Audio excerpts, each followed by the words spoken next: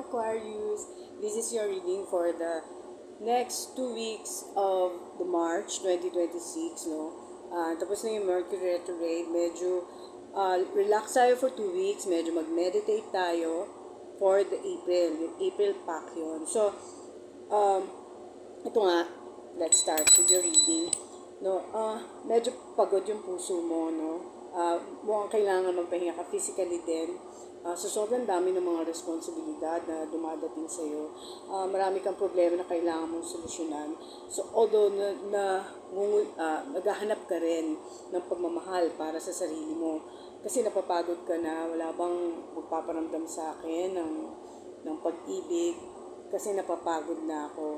So para mabuwas-buwasan yung hirap mo, gusto mo makaramdam ng yung mga tao nagmamahal sa iyo, gusto mo iparamdam nila sa iyo yun. So pahinga ka muna physically, no? At kung marami kang pinagdadaanan, sabi ko nga, energy lang to, hingi tayo ng tulong at awa sa Diyos. Pero kailangan handa tayo physically, emotionally, and yung ating kaluluwa handa rin, because miracles will happen after 2 weeks, no? Pero kapag ang miracle mangyayari at mangyayari yan, ha?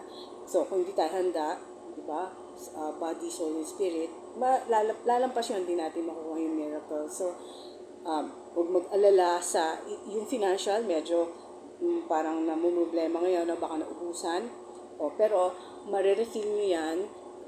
Sasabihin nyo, magtipid tayo, adjust muna tayo, marami tayong pinagkagastusan.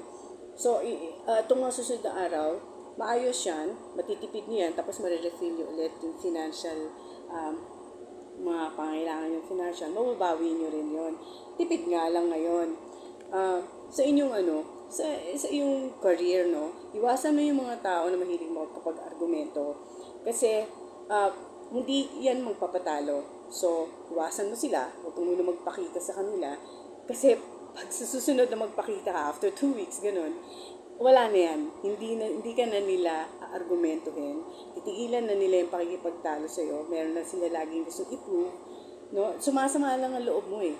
Kasi nakikita nila, napaka-stable mo. So, kung sisirain nila yung diskarte mo o yung araw mo, nasa sa'yo yun. Pero ang sinasabi ng cards dito, itong mga taong to na makukulit, na nagbibigay sa'yo ng sama ng loob, iwasan mo muna sila, huwag kang makapag-usap. Ikaw na yung umiwas. No? Ito, sobrang dami ng ginagawa mo, ang daming responsibilidad sa balikat mo. And your health, kung ano yung ginagawa mo sa health mo ngayon, nagbago ka ba ng style, nagbago ka ba ng doktor, may exercise ka na ba gagawin na bago, gawin mo yan lahat, tama lahat. Kasi tama yung effect sa katawan mo. Nararamdaman mo rin naman yun. So, tuloy mo lang yan. So, you're in the right path when it comes to your health. No?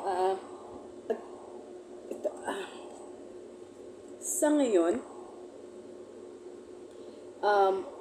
kang nakikita mo parang marami kang kailangan decision. Meron kang meron kang iniisip na romantic relationship na parang gusto mong desisyonan na at iniisip mo makakapagpasaya ito sa'yo, pero pag-isipan mo pang mabuti.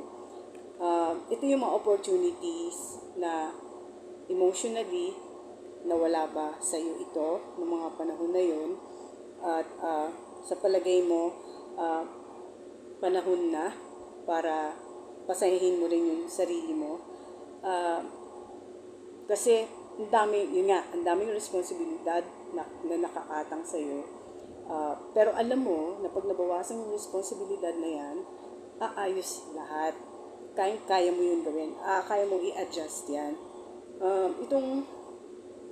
Itong hinihintay mo, meron kaya tang hinihintay na pera, no? Iniisip mo yung bang na-invest ko, makukuha ko pa kaya yan, baka pwede namin gamitin, kasi nga mukhang nasa gitna